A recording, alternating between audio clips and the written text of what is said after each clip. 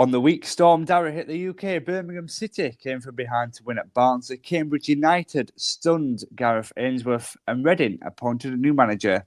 Welcome to League One Lowdown.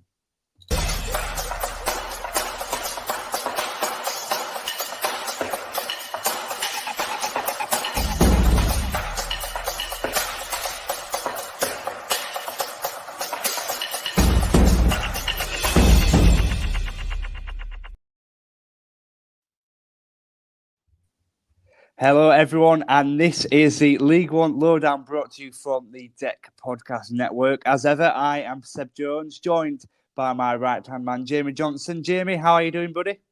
I'm all right, Seb. How are you?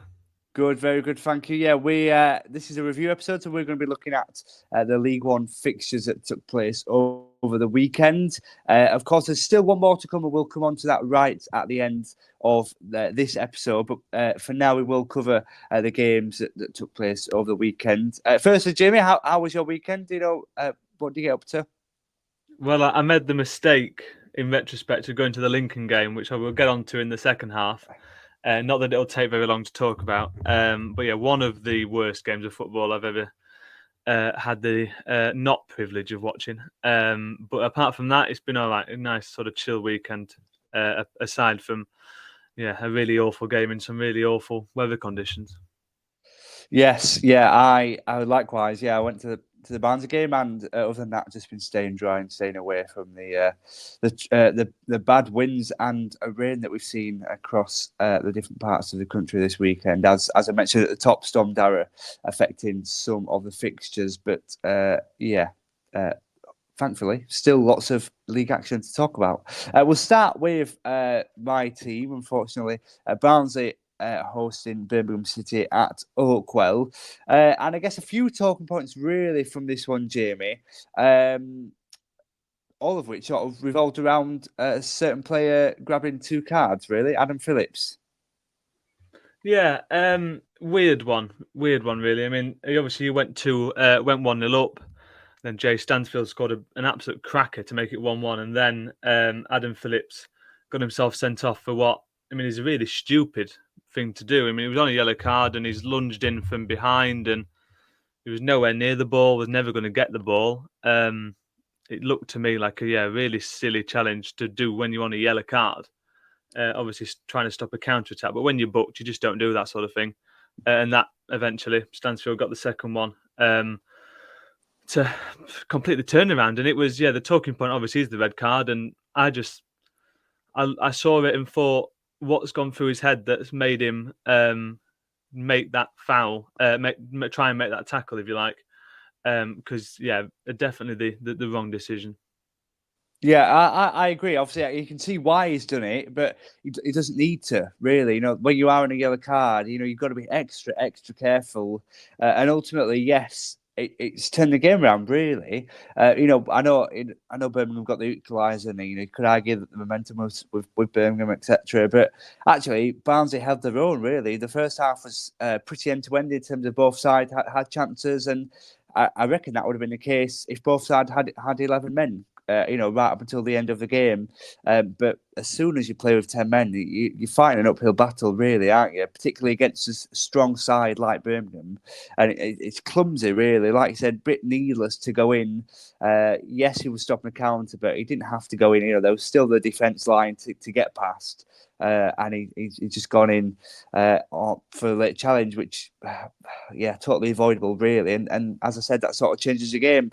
Yes, Stansfield, and we know the player he is. You mentioned his first goal, and the second as well was sort of not as good, but still, Phillips sending off means there's one less player defending the corner for the second goal, which Stansfield in the end gets on the end of. So it has quite a big effect really on the club and ultimately the result as well.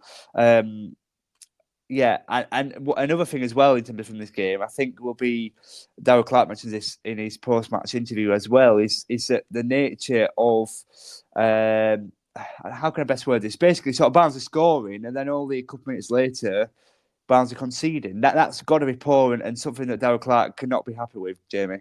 Yeah, no, definitely. I mean, you might have read my notes because that's something I had down from what he said post-match to BBC Radio Sheffield. That he was really unhappy about the fact that his team scored and less than 2 minutes later conceded, and it shows, I think, sort of an issue mentally and a bit of an issue in that side of the game rather than technical ability. Even though there were the technical issues in terms of not making enough from their chances because they should have scored one or two. I mean, Russell had one header cleared off the line and.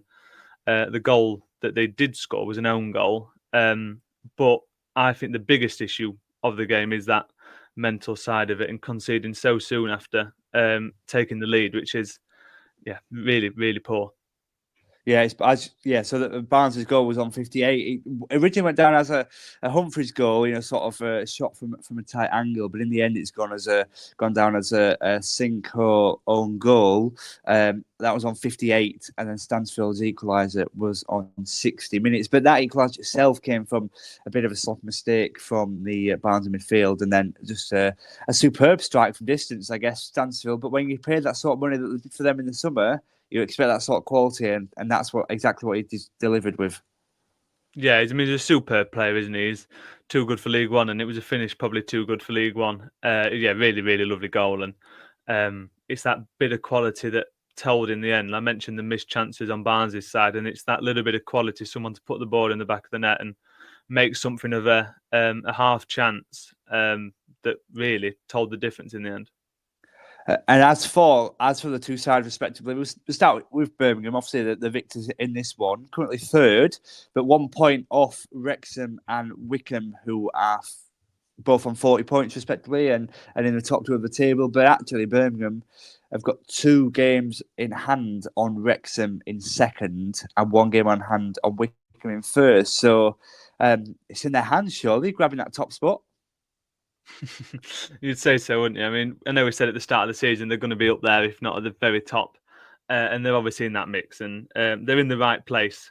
With the games in hand, obviously, you prefer points on the board and all that sort of thing, but I can't see them not getting at least 1 win out of the 2 games in hand over Wrexham. And if they do, obviously, that puts them top of the table and where they should be, and probably where they deserve to be, really. I mean, obviously, Wycombe are doing superb, and we'll talk about them later on, and Wrexham are deservedly up at the top of the table with sort of their, especially at home, their results and performances. But Birmingham are in that mix for all the right reasons, and that's where Barnsley want to be, isn't it? But they're just not economical enough, clinical enough with the chances they do create, and that is what really stands out for me, as well as the mental side of it. I've mentioned a couple of times with Phillips making a really stupid decision as an experienced player as well. I think it should be noted. Yeah.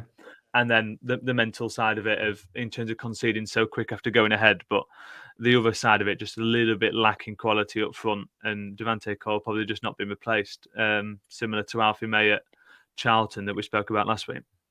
Yeah, and as well as sort of having a go at his side for not holding their lines shortly after scoring. Darryl Clark also sort of hinted as well that the attacking options would be strengthened in January. As for the Reds, I guess, they've slipped down to 8th place now, 4 points off the playoff spots. A little bit of a dry patch for them at the minute. Only 2 wins from 10 in their only 2 home wins from the last 10 home matches.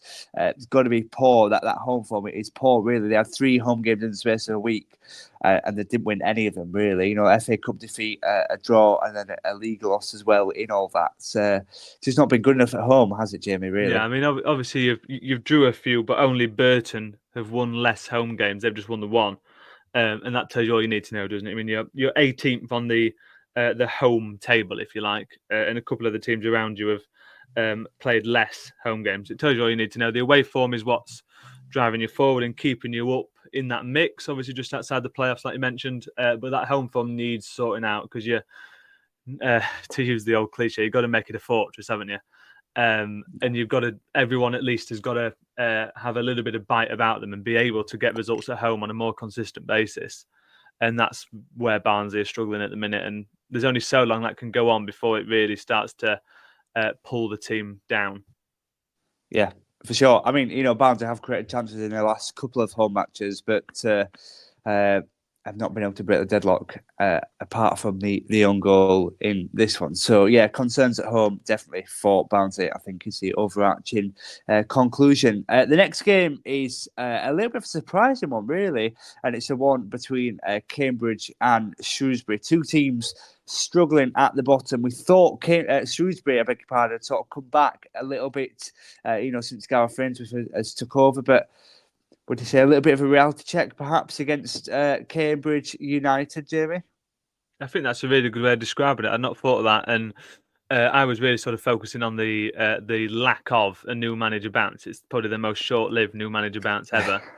One We obviously game. got that unbelievable win on the first game against Birmingham, and then since then they've lost to Blackpool and Cambridge. They've got Wickham next as well, so maybe they'll win that game. They're losing against the teams around them, and they'll beat the ones right up at the top. But in all seriousness, they've got to be beating Blackpool. They've got to be beating Cambridge. Those teams in and around them, and the other teams fighting to try and get out of a relegation scrap. They're the teams they need to be beating, Shrewsbury, and they've just not done it in midweek or here against Cambridge. But as well, I think it's the manner of the defeat, Seb, that'll really be the sting they take out of this one. Yeah, well, finished 4-1 to Cambridge, and the first goal came after the first minute. Shane Lavery's strike.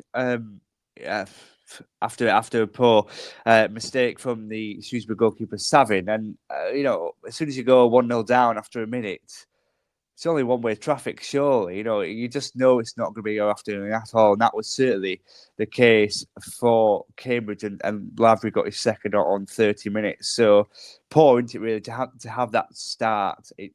It's disappointing. And Gareth Ainsworth must be really upset. And they did exactly the same in the second half. I mean, they scored 46th minute. Yeah.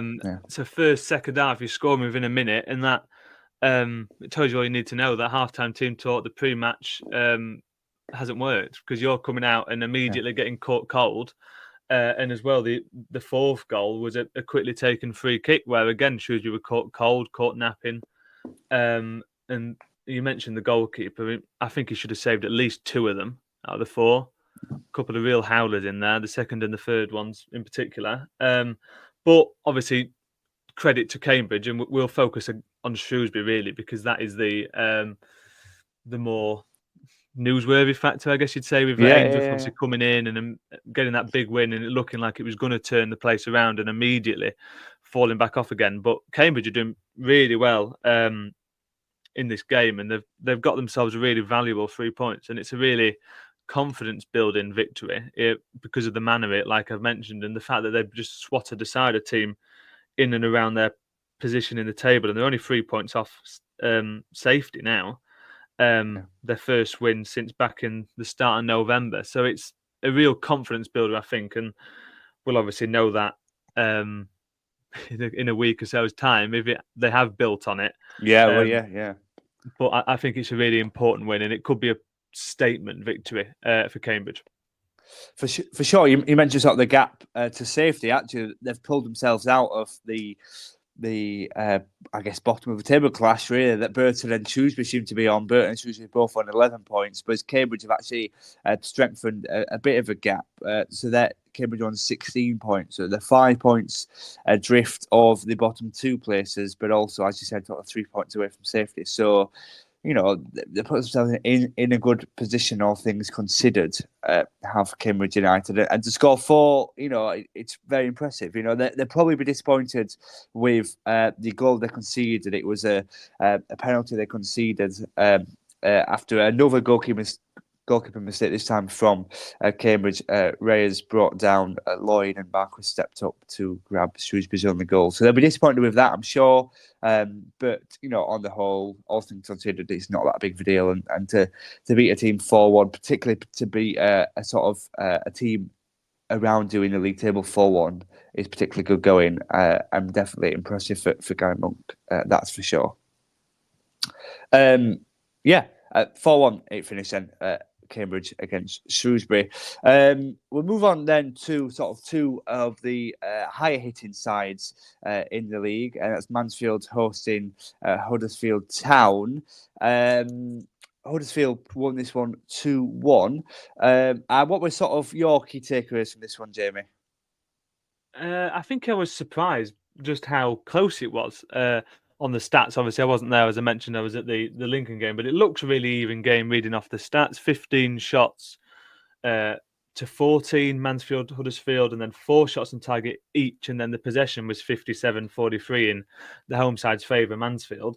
But the bit, I guess, that stands out in terms of the implications of the game is the fact that Mansfield have now lost 5 in a row in League One. And they just can't seem to find a win. They had 3 or 4 chances to get an equaliser. They had one really late on in the first half. They kept creating decent opportunities right until the end, but just couldn't find one that went in the back of the net. And that, I guess, would be a disappointment. And maybe it sort of feels like when it rains, it pours, in that they're on a bad run in the league and nothing's going their way. They can't have something that falls in their favour. A bit of luck, an own goal we mentioned with Barnsley earlier, just something, a little bit of luck, or just something to go their way, which seems to be what they're missing at the minute, because they seem to have played quite well in this game. Huddersfield, though, a really important win. They're up to 4th and they're climbing nicely. They're sort of solidified themselves these past few weeks, which I know we talked about early on in the season. They started really well, then dropped off the edge of a cliff, and they're just steadily working their way back up, and they've been quite consistent, really. And Sorensen, obviously former Lincoln, I know a little bit, is on his way back, not too far away from a return from injury, and stuff like that is a real boost. It's a real confidence builder, like we mentioned with Cambridge, that you're on this good run of form, you're picking up victories, and on the horizon, you've got a really good player on the way back into the squad who you're currently missing. So they're doing really well. So I'm quite impressed with Huddersfield. Obviously, a really important victory. Not an easy place to go, Mansfield, by any means. So I think it's a really worthy 3 points. Yeah, equally interestingly, actually, that all 3 goals were in the first 45 for this one. You mentioned in terms of Mansfield poor form, 5 without a win here. The next couple of fixtures aren't looking too favourable. So they've got Charlton away, which is Valley's always a tough place to go. Then they have Rotherham at home, and then they have Peterborough away, and then they have Reading away. Around this festive season, there's some tricky fixtures in there. Yes, some of the sides like Rotherham, like Peterborough, perhaps not firing as perhaps we have seen them over recent years, but they've got loads of quality within the side. On the day, there can be an absolutely force to be reckoned with. It's not the easiest run there for Mansfield to sort of try and combat this poor form. Yeah, no, definitely. I mean, you're looking at teams who are 12th, 15th, and 19th, those 3. And the hard games. I think that sort of shows the quality in the division and how spread that quality is throughout, or almost throughout. But it shows, I think, that there are no easy games in this league, all that cliche. But it holds true. And for Mansfield, they just need something to fall their way. As I say, they just need to get a victory from somewhere. I don't think Charlton's the worst game, as obviously we'll talk about in the second half in terms of that game against Lincoln. They are... in that game were really, really poor and toothless, as were Lincoln though, as well. But so it's not the worst game, but no, I agree with the point that it's a pretty difficult run, all things considered. And when you just want to win from anywhere, and it's just all about picking up a win, you want those teams right down at the bottom. Your Burtons, your Shrewsbury, as we've mentioned. So yeah, not ideal. But I mean, they beat Stevenage in the FA Cup, didn't they, Mansfield? So it's not like they can beat League One teams of late, but just not actually in the league. So it's a bit of a weird conundrum they've got going on. I think it is just going to be a bit of luck that goes their way that'll turn it. And as for Huddersfield, they're actually 6 unbeaten in League and Cup since the FA Cup defeat to Tamworth at the start of November. Things are looking very rosy for them at the minute, aren't they? 4th place in the league, 35 points, only 5 points off the automatic promotion spots. You mentioned sort of at the start, there's a little bit of a dip in, a few months ago for Huddersfield, and they seem to be getting good form at the right time, Michael Duff's side. Yeah, definitely. I mean, they've not lost in the league since the 1st of October away at Birmingham. A couple of draws since then, and the rest a fluorescent green of victories. And they're doing really well, Huddersfield, as we mentioned. They're on a good run of form. You say 6 unbeaten, 5 wins in a row. There's no stats you can't find that look positive and really rosy in terms of Huddersfield.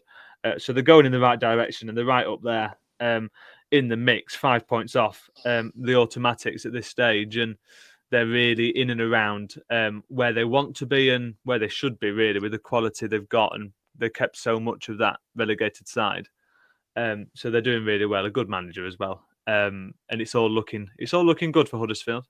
Yeah, and two quality players on the score sheet in terms of the Mansfield game, Ben Wiles and Josh Karoma. They probably two players that don't deserve to be in League One, but evidently the circumstances, they are what they are, and they're showing off the qualities that they do have that are too good for this league, really. So, it's good to see them sort of players getting on the score sheet. Danny Ward grabbing the assist for the second one as well. All good players that we have seen in the league above in recent history as well. So, yeah, Huddersfield trotting along very nicely. I'm sure Michael Duff will be very pleased for sure. We're going to take a short break, but when we come back, we'll be chatting all things about the Lincoln game, the new Reading manager, and also our preview for the Monday night game as well. We'll be back in 2.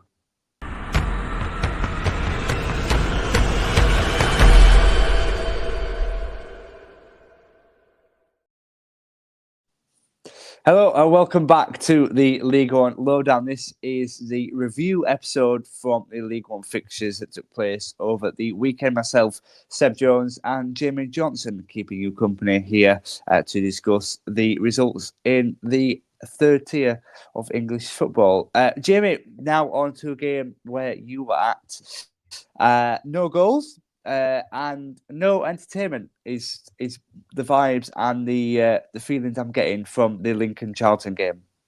Yes, and you would be correct. I'm happy to move on and leave it at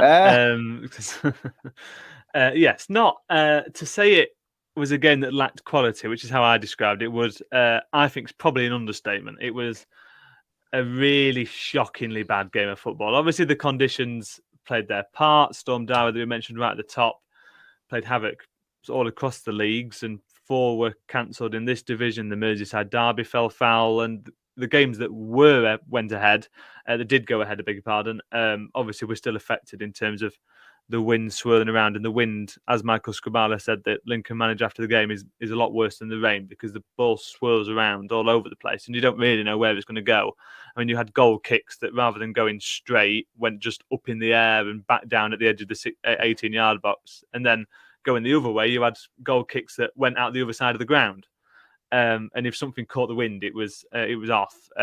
So you battle it each half, don't you? One way you're shooting at the wind, the other you're shooting with it behind you. But no matter which way they were going, both teams were absolutely dreadful in that final third, and one shot on target each. And Jack Moylan rolled one at the goalkeeper, is how I describe his, and I can't even tell you what Charlton did for their shot on target. It was a game that was so dull. I spent most of it sort of watching Nathan Jones thrash his arms around, because that was the most energy and movement there was in the whole game, really. He just didn't stop for the 90 minutes. He was very animated, as he usually is, and rightfully so, because his team were pretty poor going forward. They've got a clean sheet, which he mentioned as a positive, and obviously it is. Michael Scribala said the same, that the clean sheet he's pleased with. You take that out as a positive, but everything else in the game was really, really just dire, dull. I think I said on the day, a bore, draw, lackluster, whatever sort of words you want to throw at it.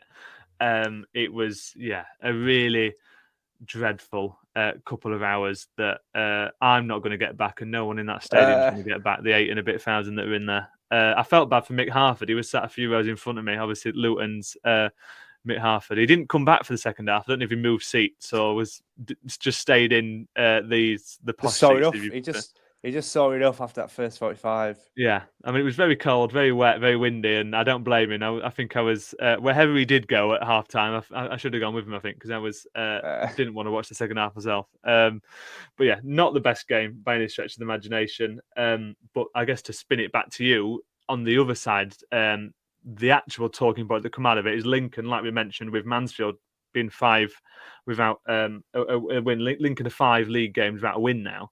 They're a bit mixed in terms of results. They've done fairly well in the cup competitions, through in the FA Cup, they're through in the EFL Trophy to the knockouts. but they just can't get a win in the league, and it's 5 without, as I say, and that is another one of those things that can't go on forever, and they've got Huddersfield next week. Yeah, a tough one. And we mentioned Huddersfield just before in terms of the quality that they possess and some of the individual players as well that they have in their rankings that could cause some troubles to Lincoln. You mentioned their poor form, Lincoln. They've not won in the league since the end of October, if my maths is right. The 2-1 win at home to Northampton. So that's a long time to go without grabbing 3 points on board. So yes, they've won in the cup. In between all that, as you said, getting through to the third round, which I'm sure is naturally brings a bit of morale, a bit of momentum with the club. But ultimately, you have to use that momentum into league games, and they just haven't been doing that. So definitely concern for Lincoln. Although their league table is not all that concerning. 9th place, I don't think it is unreasonable really for Lincoln. Joint points with Barnsley in 8th and only 4 points off the playoffs. I don't think it's that bad for them. But in terms, like I say, in terms of the bigger picture, going so many games without a win is concerning for sure. And then the next opponent will also be a concern given the quality they possess and given that they've just got probably better quality players than Lincoln have, and they can punish the Lincoln back line. So certainly probably not the side Lincoln would have liked to face next in a sort of a bid to improve the poor enough form at the minute. But every side they'll get over it in the end. I'm sure Lincoln. That's it, this festive period when there's so many games, in a short space of time, there's not actually that long till the next one, and another chance to sort of get the I'm trying to think of the phrase here, the straw off the camel's back. Run going. Yeah, get a bit of a run going, and they just need one game to turn it around, and that will come eventually. Just for now, it's not looking so good for them, or it hasn't looked certainly in the past few weeks. Pardon me. And it feels like one of those is when they do get that win, even if it's a scrappy 1-0, then the floodgates will open, sort of thing, and they'll build on that and get on a nice run. But at the minute, it's difficult to see just sort of where that's going to come from, because defensively they're pretty beatable. I mean, obviously beatable, but in midweek against Rotherham, I was really quite shocked by some of the defending. The second goal was a corner, Sean Raggett doing what Sean Raggett does and peeling away from his man, going around and being completely unmarked when he headed it home. And they did lose Adam Jackson early on in that game, which I think did make a difference in terms of having an aerial presence at the back alongside Paudie O'Connor. But even still, it was poor defensively. They rectified that aspect of it against Charlton. They were really solid defensively. Obviously, didn't have too much to do, but every time Charlton got themselves forward, they were pushed back really quite quickly and sternly, if you like. But it's that goal-scoring form they need to find, and just a bit of a touch and a bit of quality in front of goal is what they're missing, and a bit of consistency. Because they put 4 past Crawley in the FA Cup, but then they put 1 past Rotherham and can't put any past a Charlton team who are struggling mid-table. So that's the bit that needs fixing. That's the bit that needs solving in terms of the going forward. And it's obviously heading towards January. So obviously the rumours all start swirling that Joe Taylor will be coming back, and they'll be getting this player, they'll be getting that player. And obviously we'll be talking about all of that as we get closer, I'm sure. Yeah, for sure. But that is really sort of the area that needs a little bit of a bit of TLC, I think, sort of fixing that issues in front of goal. Yeah, for sure. A bit of consistency as well for Lincoln. In terms of the other games that we're not going to run into as much of detail, it finished Burton Albion 0, Wrexham 1, Elliot Lee scoring that one, and actually that came directly from a corner, courtesy of assist from Storm Darrow, I think we can say. Stockport, meanwhile, were 2-0 victors over Exeter City, an own goal and a late penalty from Louis Barry, who this week has been rumoured for a January recall by Aston Villa and a move to the Championship. I think seen that Middlesbrough are interested in him, so certainly worth an eye on what happens with Louis Barrett over the January transfer window. 15 league goals, I think it is, so far this season for the Stockport forward. So some great numbers for him so 14 far. in the league, I think it is. 14, one off, so not too 15, far. 15 in all comps, you were pretty much there. Okay, yeah. So, but that form is incredible, and it's no surprise really that it's sort of been touted elsewhere. In terms of Wigan, Leyton Orient were 2-0 victors away from home, and a good dominant display. All the other games, so just to sort of go over that, they were. If I can get it up, all right. The other games were called off. It's all the ones out on the west, isn't it? I know Blackpool was one of them, and Blackpool, all the games Rotherham, sort of that direction. Blackpool, Rotherham, Bristol Rovers, Bolton, and Crawley Stevenage were all called off due to Storm Dara. So the weather playing havoc to some of the fixtures in this league. And then sort of the final match we're going to look at in detail before we preview the Monday night game is Wycombe versus Reading. It finished 1-1 between the two London clubs.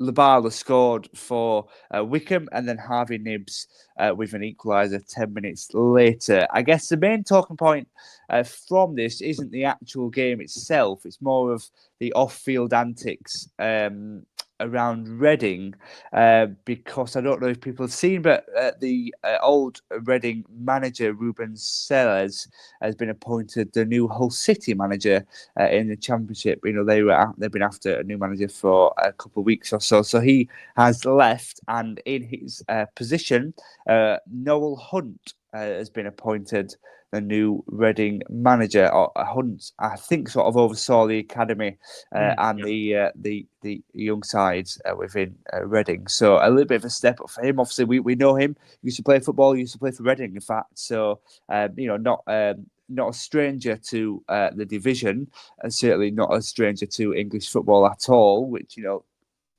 sometimes, especially in this modern day and age, we do see managers come across that have never managed or played in the EFL, but Noel Hunt certainly has. What do you make of, well, I guess firstly, Ruben Sellers departing. What do you make to that, Jamie? I'm not surprised. It felt to me, not to sort of pull Doncaster Rovers into this podcast, like I'm quite good for that, but it reminds me of when Grant McCann left Donny to go to Hull. That was in the summer, but it has that same vibe to it, that Hull are a big club, obviously former Premier League not that long ago, and they're in the Championship and they have high aspirations, trying to push themselves towards the top, quite obviously. And when Grant McCann was sort of swooped from League One and taken there, it feels the same again, really, that they've looked at League One and gone, who are the best managers, the up-and-coming managers, and who can we get? And Ruben Sellers obviously right up the top of that list. And he was given permission to talk to Hull and then agreed and moved there. He was in the stands for their game. I think it was against Blackburn at the weekend. If my final score watching has stuck into my mind from Saturday afternoon.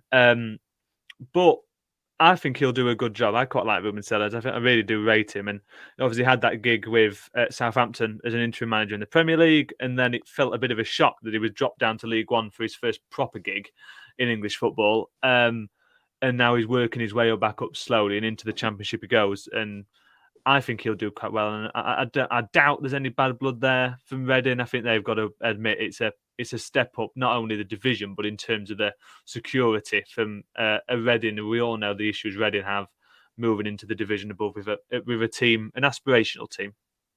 Yeah, and like you say, I think full credit for Sellers and to what he did do at Reading, given their tough off-field financial situations for sure, ownership situations as well.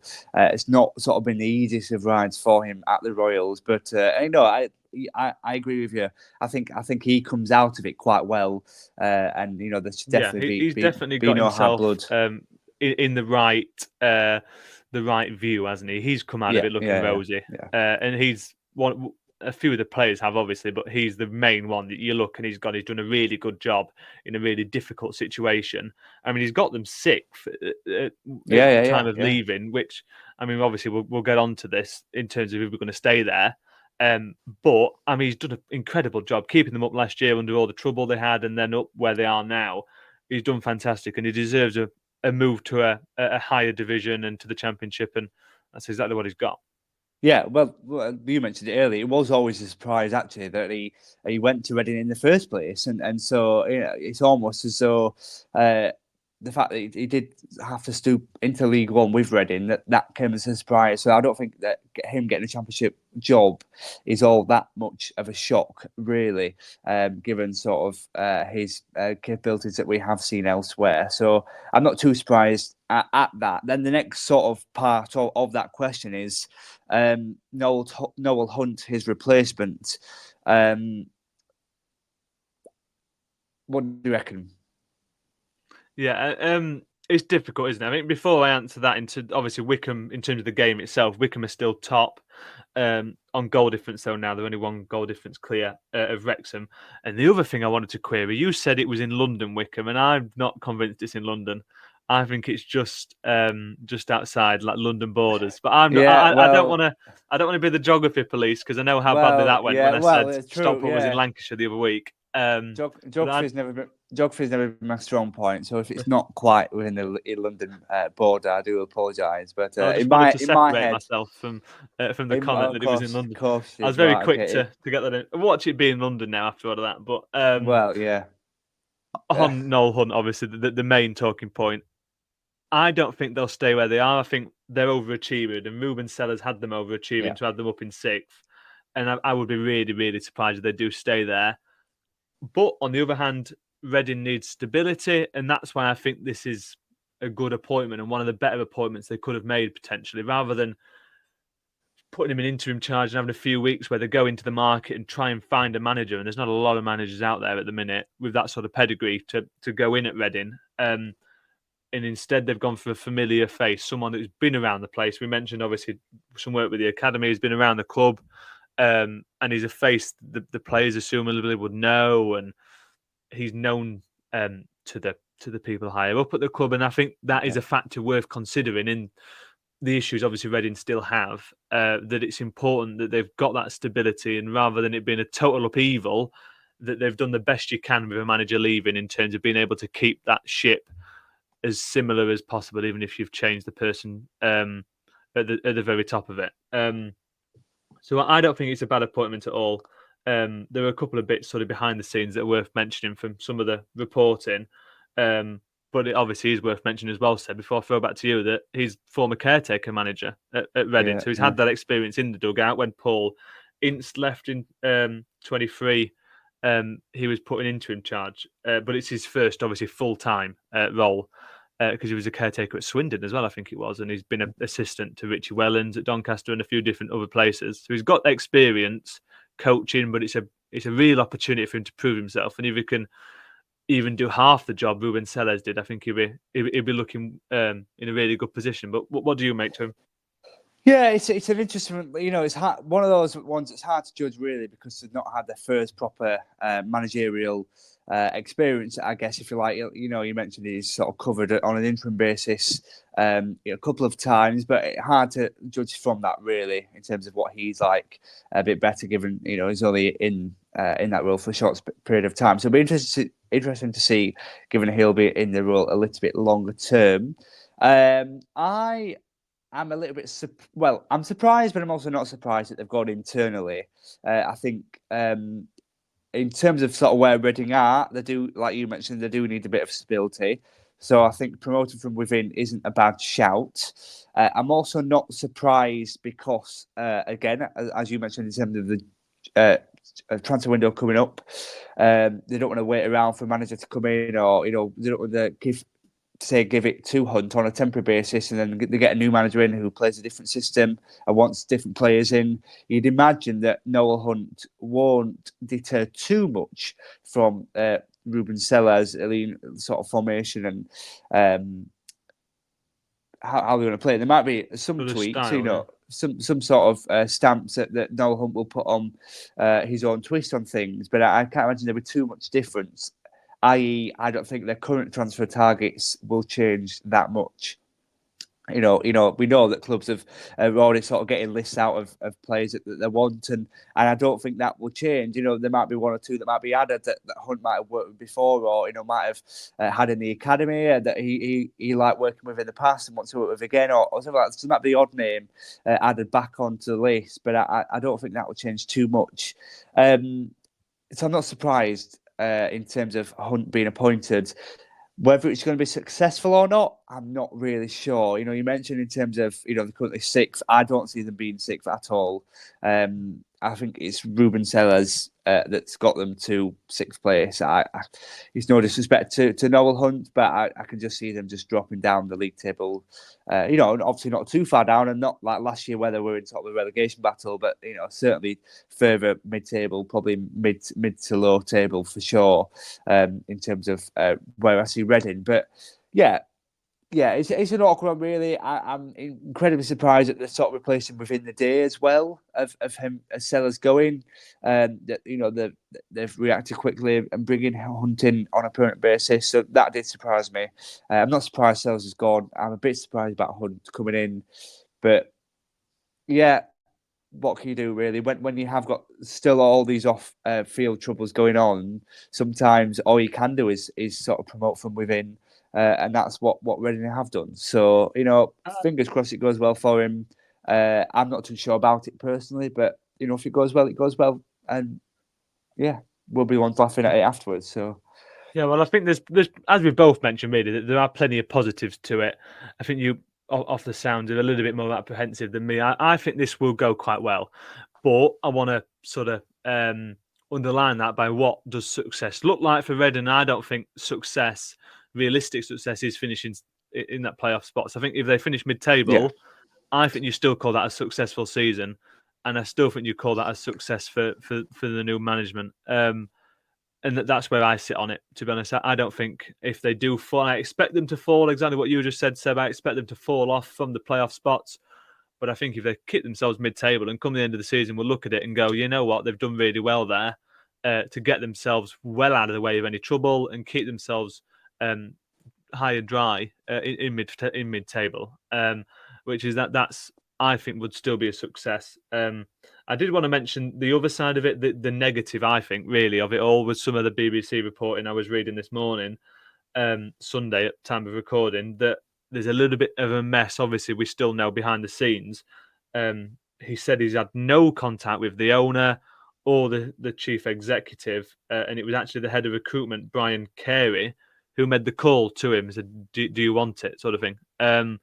That is alarm bells a little bit, that the owner, the CEO, have had no say in who it is, at least outwardly facing, in terms of what's been reported and what it looks like on the surface of it. You scratch below, maybe they've fed it to the head of recruitment, but you're never quite sure, right? And it is still a messy situation behind the scenes, and it's not an easy place to go and manage, and it's not an easy place to be at the minute. And I think he probably needs to start well, get a few wins early on, and just sort of steady the ship and stop it from capsizing, because it's in danger of, if it goes wrong early on, that the wheels sort of come off, to switch from a boat to a car analogy. But I think overall that it will be a bit of a success, saying success is mid-table.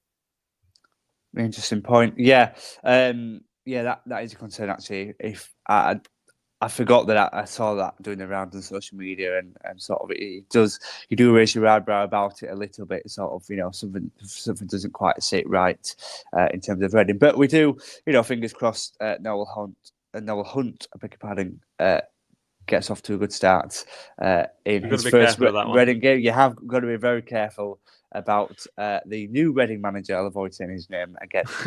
Before we go, we're going to look and preview the Monday night fixture, which is Northampton Town versus Peterborough United. Northampton, no win in their last 5. Peterborough, 3 wins in their last 5, but the last game was a defeat to Burton Albion. So, Jamie, what do you reckon? Yeah, I mean, the game itself, I hate predicting Peterborough because you just never know what team's going to turn up. They'll turn up one week and score 5. They'll turn up the next week and concede 5. I mean, their last league game, 4-3 win in the FA Cup against Notts County. They had 6-1 and a 4-1 a couple of games in front of that. But they lost 1-0 to Burton in their most recent game. So you just don't know what team's going to turn up for Peterborough. And Northampton obviously lost John Brady, another one who's been caught up in this little bit of a not a spate of exits, but for different reasons. And that one is a little bit of a confusing one, a complex one. I don't know if you've got any thoughts on that, because I think I'm a little bit in the dark in terms of what is going on there, because it's an odd time for him to resign rather than be sacked. I know they are 21st. So I'll feed that back to you and then try and come up with some sort of prediction, which, as I said, I don't like to do for Peterborough. Yeah, you see that? I just pushed it straight back onto me. Yeah, I'm not too sure in terms of Northampton. I saw the club statement they put out. It left me with more questions than answers, really. In terms of John Brady's departure, I'll try and see if I can get it open, if we can sort of recite what the club said in terms of the reason behind it. The caretaker boss, Ian Sampson, said it came out of the blue, the quote to BBC Radio Northampton. We're all shocked. We didn't see it coming. Everyone's disappointed. We thought John would be here for a bit longer. And if who was the assistant, if he doesn't see it coming, no one's going to see it coming. And it very much out of the blue, as Sampson says there, the caretaker boss. But it's a really messy one. I think this is kind of why we've not focused on it too much, in that we don't really know too much about it. No one seems to know too much about it as an overall. And it's, John Brady wasn't doing an awful job. Obviously, they're struggling a bit this season, but he did well with them before that. And like you say, a lot more questions than answers so far. Yeah, and so just to read out sort of bits from the statement. So Northampton Town can confirm that John Brady has resigned his position as manager. Upon receiving John's resignation, the board of directors have discussed matters and, given the circumstances, have agreed. We really appreciate what John has done for the club, initially with the academy and over the last 4 years or so as first team manager. I appreciated John. This is the chairman, Kelvin Thomas. I appreciated John's kind words earlier this week when he acknowledged how well supported he had been by the club. However, we fully understand the real pressures that come with being a manager. And while we would have preferred things to be different, we understand John's decision. We will now work with John and the LMA on his exit agreement.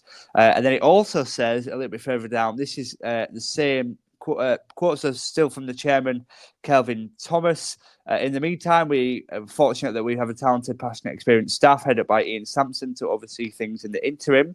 It is clear we are a bit of a wounded animal at the minute on the pitch at the moment, but we know that the club's supporters will always step up when needed and are sure they will get behind the lads at Sixfield on Monday. So, still... There's not a lot of questions, isn't it? Still a lot of questions, but what we do know is that John Brady won't be in the dugout on Monday. So I guess that's the biggest talking point from a Northampton point of view. Peterborough, it won't really impact them that much. But in terms of Northampton, they've got the interim manager at this time. So they'll be wanting to make a fast start under his ownership. But interesting one with Southampton and Northampton, I beg your pardon, and Peterborough. Northampton sort of actually started the season pretty well, sort of a solid mid-table, and we're consistently getting good results on the block, but have since sort of dropped down, as you said, into 21st, so occupying that last relegation place. Peterborough themselves are in 15th, so also struggling too, but I've had some good results in recent weeks, as you said, but they'll be very disappointed with the result last time out against Burton. So it's an interesting one. If I had to go with a score, I'm going to go 1 apiece. I think it's two sides that, there's not a lot to separate them, none of which really stand out. For me, the bigger one as well from a Peterborough side is that Kwamu Poku went off injured in the game at Burton with a hamstring injury, and it's thought that he's going to be out for 3 months. So sort of, I guess Peterborough's main outlet, main player, out for a period of time. So they'll certainly miss him for sure. We know they've got a couple of other players that could step up, but I'm not quite sure they're going to get a win against Northampton. So I'm going to go one apiece. If you had to put a score on it, Jamie, I know you don't like putting scores on, but Well, I'll go different. I'll go in Peterborough's direction. I'll go 2-1. I think it's going to be close. It definitely reads that way. I think just sort of that hit, the sort of void left by John Brady might prove a little bit much in this sort of interim period. While they sort of try and pick the pieces of it, try and cobble something together. But Peterborough, as I say, a weird team to predict at the best of times. But Poker is going to be a big loss, and it is worth talking about that. About in and around 3 months, like you say, is the estimate on how long he's going to be out with his hamstring injury, and he's a real loss. I mean, he was that one shining light left from the gutting that team got in the summer. He was the one left. He was the one scoring the goals so far this season, and obviously he's not going to be available for a little stretch of time. So it'd be interesting to see how that impacts Peterborough, if that really does sort of knock them out of kilter, or if they're able to keep going and find the goals somewhere else in that team. But yeah, we'll see on that front. But I think it'll be a really big loss. That being said, I do think they're still going to win this game, though, just probably by the skin of the teeth more than anything else. Interesting. Here you have it. You heard it here first. And if you want more previews, Sam and Callum, do you like that little segue there, Jamie? Sam and Callum will be back a little bit later on in the week to preview the weekend's action. More League One, obviously, this time of year, very intense, non-stop, really. We've got all the fixtures taking place on Saturday. So, that will be out on our feeds around Thursday. So keep a lookout for that one. But I think that's about it from myself and Jamie for this review episode of League One Lowdown. Remember to give us a like on YouTube. Remember to subscribe. Remember to give us a review on whatever audio platform you are listening on as well. Keep following our X, TikTok and Blue Sky accounts as well. League One Lowdown. Keep us all followed on there. So from myself and Jamie, it's bye for now, and we'll see you next week. See you later.